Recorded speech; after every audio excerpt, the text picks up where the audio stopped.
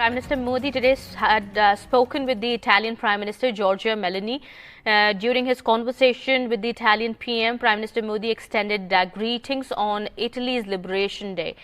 Prime Minister Modi के जो Giorgia Meloni है प्राइम मिनिस्टर ऑफ इटली, उन्होंने फोन कॉल पर भारतीय प्राइम मिनिस्टर नरेंद्र मोदी को इनवाइट किया है G7 समिट के लिए। सबमिशन कि एक जो है हमारे पड़ोसियों से हाथ मिलाएं, जो आप काम कर रहे हैं इसके ऊपर, आई थिंक उसके भी जो है वो बहुत अच्छे नतीजे जाएंगे, इंक्लूडिंग इंडिया। मैं समझता हूँ और आप ये कर सकते हैं कि इंडिया के साथ भी जो है मामला को ठीक करते हैं। वज़ीर आज़म नरेंद्र मोदी को Italian prime minister miss Meloni जो है उनकी कॉल आई है कि वो G7 समिट अटेंड करें। तो इससे ये लगता है कि जो दुनिया के लीडर्स हैं वो मोदी रिटर्न के लिए तैयार हैं।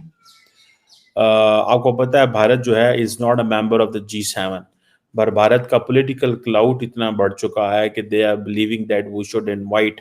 तो इससे ये पता चलता है कि जॉर्जिया मेलोनी जो हैं वो ये कॉन्फिडेंट हैं, वो इस बारे में उनको फुल कॉन्फिडेंस है कि नरेंद्र मोदी साहब ही नेक्स्ट प्राइम मिनिस्टर बनने जा रहे हैं। जय हिंद दोस्तों, भारत का डंका पूरी दुनिया में बज रहा है और इसे देखकर पाकिस्तानियों को जलन हो रही है। पाकिस्तान का सबसे बड़ा मसला आपके नजदीक क्या है कि मतलब ये इशू हल हो जाए तो फिर समझ लें कि पाकिस्तान में बेहतरी आ सकती है।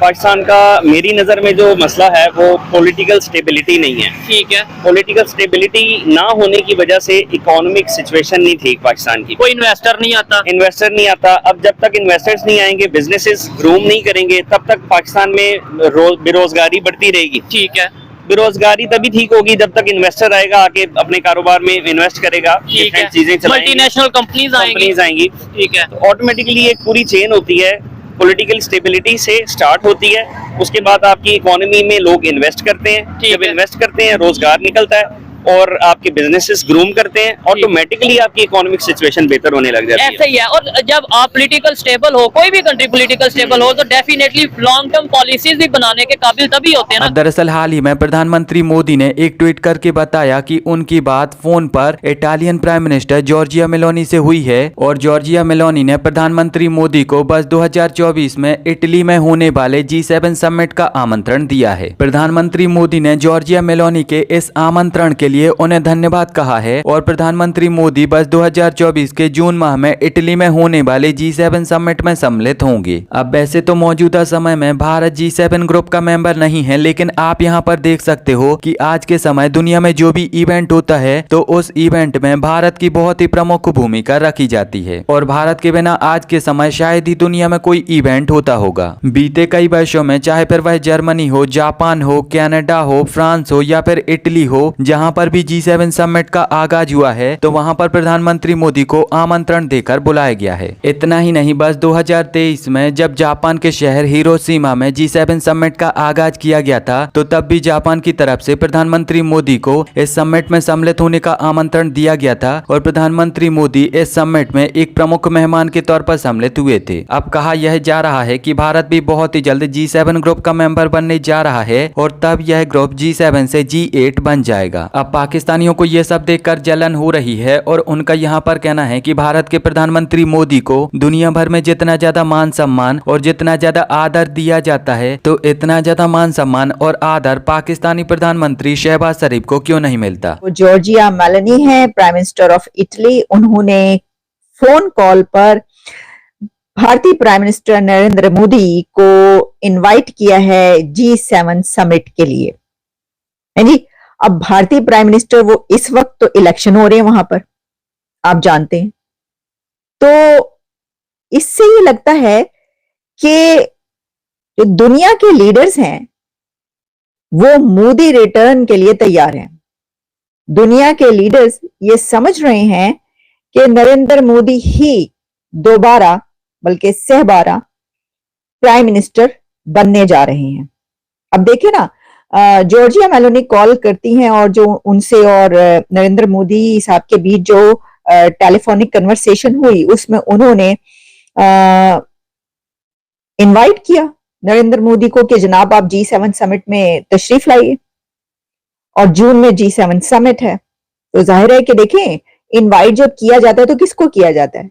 कंट्री के प्राइम मिनिस्टर को इनवाइट किया जाता है, वहां पे इलेक्शंस हो रहे हैं, अभी तो वो इनवाइट नहीं कर सकती थी, अभी तो कोई प्राइम मिनिस्टर नहीं, यानी जो नेक्स्ट प्राइम मिनिस्टर बनेगा उसको इनवाइट किया जाना चाहिए था। तो इससे ये पता चलता है कि जॉर्जिया मेलोनी जो है वो ये कॉन्फिडेंट हैं, वो इस बारे में उनको फुल कॉन्फिडेंस है कि नरेंद्र मोदी साहब ही नेक्स्ट प्राइम मिनिस्टर बनने जा रहे हैं। अच्छा, इसी के साथ फिर उन्होंने भारतीय जो वजीर आजम नरेंद्र मोदी साहब की तरफ से उनको कहा गया कि जनाब ग्रीट किया गया उनके जो डे है और उसके ऊपर इटली के लिए, और इसी के साथ जो है और भी काफी गुफ्तगू हुई बायलैटरल इश्यूज, टाइज स्ट्रेंथन करने की बात। तो भाई टाइज और कितनी स्ट्रेंथन करनी है, आप ये तस्वीर देख रहे हैं, थंबनेल पे आपने तस्वीर देखी है, क्योंकि जो थंबनेल पे तस्वीर है वो बस देखिए हाथ से हाथ जुड़े हुए हैं, बस हाथ पकड़ने की देर है। और आपको पता है कि जॉर्जिया मेलोनी बहुत बड़ी फैन है नरेंद्र मोदी साहब की, बहुत बड़ी फैन है जॉर्जिया मेलोनी साहिबा। वो बड़े ही शौक से उनकी बात सुनती हैं, बहुत कीनली उनसे डिस्कस करती हैं हर बात और उनको बहुत इंपॉर्टेंस देती हैं, और उनकी जो रिकमेंडेशंस होती हैं उनको वो बहुत इंपॉर्टेंस देती हैं। तो देखें, ये जो आपको याद होगा कि उन्होंने जब सेल्फी ली थी जॉर्जिया मेलोनी ने नरेंद्र मोदी के साथ, तो वो दोनों की सेल्फी इतनी कुछ चली थी, इतनी कुछ चली थी, वो पूरी दुनिया में सब कह रहे थे कि देखें सेल्फी, वो मेलोनी मोदी सेल्फी हो रहा था, है जी, सेल्फी हो रहा था। तो अब फिर मेलोनी मोदी हो रहा है, लेकिन वो इस तरीके से हो रहा है कि उन्होंने उनको G7 समिट के लिए इनवाइट कर लिया। अच्छा, सिर्फ जॉर्जिया मेलोनी ही नहीं, मैं ये समझती हूँ कि दुनिया के जो और लीडर्स हैं वो भी इस वक्त ये समझ रहे हैं और जान चुके हैं कि जो मोदी रिटर्न है, जो कि उनके ओपोनेंट्स के लिए मम्मी रिटर्न मेरा ख्याल है होगा, वो इसको ऐसे ही देख रहे हैं कि नरेंद्र मोदी दोबारा इक्तदार में आने जा रहे हैं।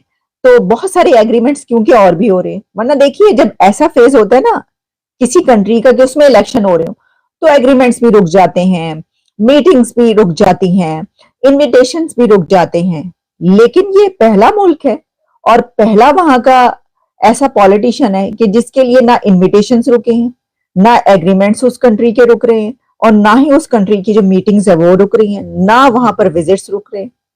तो इससे ही पता चलता है कि उनको, वो ये कह रहे हैं कि उनको फुल कॉन्फिडेंस है कि ये आ रहा है। और जो IMF और इसके अलावा वर्ल्ड इकोनॉमिक फोरम जो ये कह रहे हैं कि इंडिया जो है वो 4th लार्जेस्ट और 3rd लार्जेस्ट इकोनॉमी की, पूरे उन्होंने सारे वो इशारे दे दिए हैं कि इस अब बनने जा रहा है अगला, तो उनको भी ये कॉन्फिडेंस है, तभी वो ये बात। और फिर ये भी कि वो ये भी कह रहे हैं कि हाँ, अगर मोदी रिटर्न होता है तो फिर ये वाले सारे फैक्ट्स एंड फिगर्स हमारे पास मौजूद हैं। अच्छा जी, तो जहां एक तरफ ये, वहीं पर एक और खबर आपके लिए, जैसा कि मैंने कहा कि उनके एग्रीमेंट्स भी नहीं रुक रहे, तो जनाब एक और बड़े एग्रीमेंट की खबर जो है वो हमारे पास आती है और पता ये चलता है कि इंडिगो